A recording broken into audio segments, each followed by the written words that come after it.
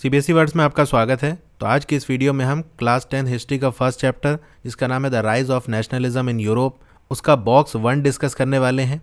अब बॉक्स से direct question तो नहीं आते, लेकिन यहाँ से सोर्स बेस्ड क्वेश्चन बन सकते हैं। जैसे कि आपने सैम्पल पेपर देखा होगा तो वहाँ पर यही वाले सोर्स से क्वेश्चन पूछा गया है, यानी ये पूरा सोर्स आपको लिखा होगा और इसी से रिलेटेड क्वेश्चन होंगे।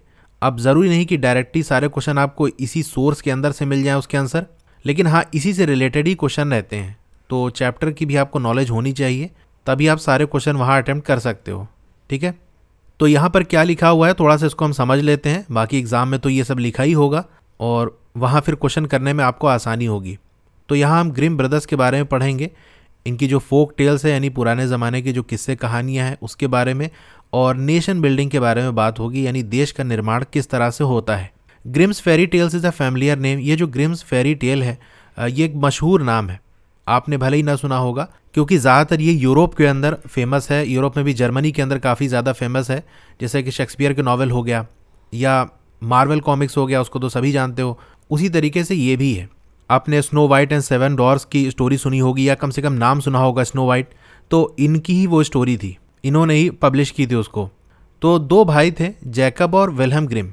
ये जर्मनी के हनाउ सिटी के अंदर पैदा हुए, जैकब 1785 में और विल्हेम 1786 के अंदर। ये दोनों ही लॉ की पढ़ाई कर रहे थे, लेकिन बहुत जल्दी इन्होंने इंटरेस्ट डेवलप कर लिया in collecting old folk tales. यानी इनको लॉ की पढ़ाई कर रहे थे और साथ ही में इनको ये इंटरेस्ट हो गया कि हम लोग चलो पुराने ज़माने की जो किस्से कहानियाँ हैं उसको कलेक्ट करते हैं, उसकी एक कलेक्शन बनाते हैं।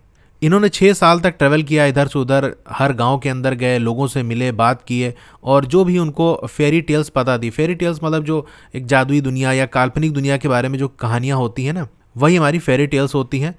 तो ये लोगों से पूछ पूछ के उनको लिख रहे थे, और जिनसे पूछ रहे थे उनको स्टोरी कैसे पता थी, तो ये वो स्टोरीज थी, ये वो फेरी टेल्स थी जो कि जनरेशन टू जनरेशन पास हुई थी। यानी जो बताने वाला तो उसको बचपन में सुनाया गया होगा, और इसी तरीके से उससे पहले भी लोगों ने, तो यानी सुनते सुनाते हुए चली आ रही थी जो कहानियाँ, वही सब इन्होंने लिखना शुरू कर दिया। ये जो स्टोरीज़ थी, ये जो फेरी टेल्स थी, ये बच्चों में और बड़ों में सब में मशहूर थी। 1812 के अंदर इन्होंने पहला कलेक्शन, यानी जितनी भी स्टोरीज़ कलेक्ट हो गई थी उसको पब्लिश किया, यानी एक बुक के फॉर्म में सारी स्टोरी लिख के उसे प्रिंट कराया, उसे पब्लिश किया। फिर क्या हुआ, ये दोनों ही भाई फिर एक्टिव हो गए लिबरल पॉलिटिक्स के अंदर, यानी जो आज़ादी वाली सारे मामले चल रहे थे, आज़ादी की जो लड़ाई चल रही थी उसके अंदर इन्होंने पार्टिसिपेट कर लिया, specially the movement for freedom of press. तो देखो इनका काम क्या था, स्टोरीज को कलेक्ट करना, उसे पब्लिश कराना। अब प्रिंटिंग पे गवर्नमेंट ने रोक लगा दी थी, मतलब पहले गवर्नमेंट का एक बंदा उसे चेक करेगा, जो भी चीज़ छपनी है वो अलाउ करेगा, तभी वो चीज़ प्रिंट हो पाएगी। तो एक तरह से सेंसरशिप लगा दी थी। क्यों लगाई थी? क्योंकि प्रिंटिंग मटेरियल के ज़रिए आज़ादी की बात उठाई जा रही थी, ऐसी चीज़ें पब्लिश कराई जा रही थी जो गवर्नमेंट के खिलाफ थी, तो इसीलिए उन्होंने रोक लगाई थी। तो इनका भी छापने वाला काम था, इनकी भी स्टोरीज नहीं प्रिंट हो पा रही थी, तो इसीलिए ये भी पार्टिसिपेट करे कि हम प्रेस की आज़ादी हमें चाहिए। इस मूवमेंट में इन्होंने पार्टिसिपेट कर लिया। इसी बीच इन्होंने क्या किया, 33 वॉल्यूम डिक्शनरी जर्मन लैंग्वेज की ये भी पब्लिश कर दी। अब ये जो ग्रिम ब्रदर्स थे ये फ्रेंच डोमिनेशन को एक खतरा मानते थे जर्मन कल्चर के लिए। देखो हुआ क्या था, जैसा कि आपने चैप्टर में भी पढ़ा होगा कि फ्रांस के अंदर जब रेवोल्यूशन आया और पावर जो मोनार्की थी यानी राजा महाराजा से हट के आम जनता के पास आ गई, तो और भी जो कंट्रीज़ थे यूरोप के, उनको यह लगा कि यार बहुत अच्छी चीज़ है, तो हमारे देश में भी ऐसा आना चाहिए, लेकिन हम डायरेक्ट अपने राजा के खिलाफ मुकाबला नहीं कर सकते। तो उन्होंने बहुत सारी चीज़ें की, हेल्प की फ्रेंच आर्मीज़ की। जैसा कि आपने पढ़ा होगा जो एजुकेटेड मिडिल क्लास के लोग थे उन्होंने जैकबिन क्लब्स बनाए जिन्होंने फ्रेंच आर्मीज़ की मदद की ताकि वो भी हमारे कंट्री के अंदर आएँ और हमें भी आज़ादी दिलाएं। तो उस समय तो बड़ा अच्छा लग रहा था कि फ्रांस की आर्मी आएगी, हमें आज़ाद कराएगी, लेकिन फ्रांस ने एक तरह से कंट्रोल करना शुरू कर दिया जहाँ जहाँ पर ये लोग गए, और बजाय ये कि उनको आज़ादी दिलाते हैं खुद अपना कल्चर उनके ऊपर थोपने लगे।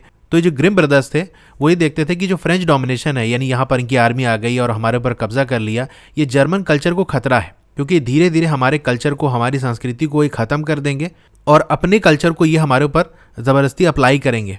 और ये जो ग्रिम ब्रदर्स थे इस बात पे विश्वास करते थे कि ये जो फोक टेल्स हैं, यानी जो किस्से कहानियाँ हैं जो उन्होंने कलेक्ट किए हैं, expressions of the pure and authentic German spirit, यानी ये बिल्कुल शुद्ध और सच्ची जो जर्मन आत्मा है इसको एक्सप्रेस करते हैं, इसको जाहिर करते हैं।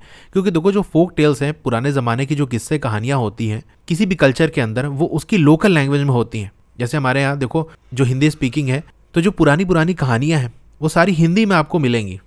तो लैंग्वेज क्या है, कल्चर का एक पार्ट होता है। तो ग्रिम ब्रदर्स का यही मानना था कि जो सही में जर्मन की जो आत्मा है वो इन्हीं फोक टेल से हमको मिलेगी, क्योंकि एक तो स्टोरीज लोगों को कनेक्ट करती हैं, दूसरा जो स्टोरीज हैं वो हमारी लोकल लैंग्वेज में है, तो लैंग्वेज भी हमारी प्रमोट होगी। वो ये मानते थे कि जो ये प्रोजेक्ट है फोक टेल्स को कलेक्ट करना और जो जर्मन लैंग्वेज है उसको डेवलप करना as part of the wider effort to oppose French domination, यानी ये जो हमारी कोशिश है, ये जो फोक टेल्स को हम कलेक्ट कर रहे हैं और जो जर्मन लैंग्वेज को डेवलप कर रहे हैं। अब लैंग्वेज को कैसे डेवलप कर रहे थे, देखो 33 वॉल्यूम की डिक्शनरी इन्होंने पब्लिश की। अब डिक्शनरी में क्या होते हैं, उस लैंग्वेज के वर्ड्स होते हैं, तो अगर डिक्शनरी को पब्लिश की जाएगी, डिक्शनरी लोगों तक पहुंचेगी, तो वो लैंग्वेज ऑटोमेटिकली मजबूत होगी, लोग उस लैंग्वेज के बारे में ज़्यादा जानेंगे अच्छे से। तो इन दोनों काम को ये मानते थे कि ये जो हमारा प्रोजेक्ट है ये फ्रेंच डोमिनेशन को अपोज करने का एक तरीका है, उनके खिलाफ खड़े होने का एक तरीका है, and create a German national identity. और इन्हीं फोक टेल्स और लैंग्वेज डेवलपमेंट के जरिए हम एक जर्मन पहचान बना सकते हैं। तो ये था हमारे बॉक्स 1 में जो सारी चीज़ें थी। अगली वीडियो में हम बॉक्स 2 देख लेंगे, उसके बाद बॉक्स 3। ये 3 ही बॉक्स आपके इस चैप्टर के अंदर हैं। तो आपको ये वीडियो कैसी लगी कमेंट करके ज़रूर बताइए। अच्छी लगी हो तो लाइक करिए, और अगर आप चैनल पर नए हैं तो सब्सक्राइब ज़रूर करिए। मिलते हैं फिर अगली वीडियो में। Thank you.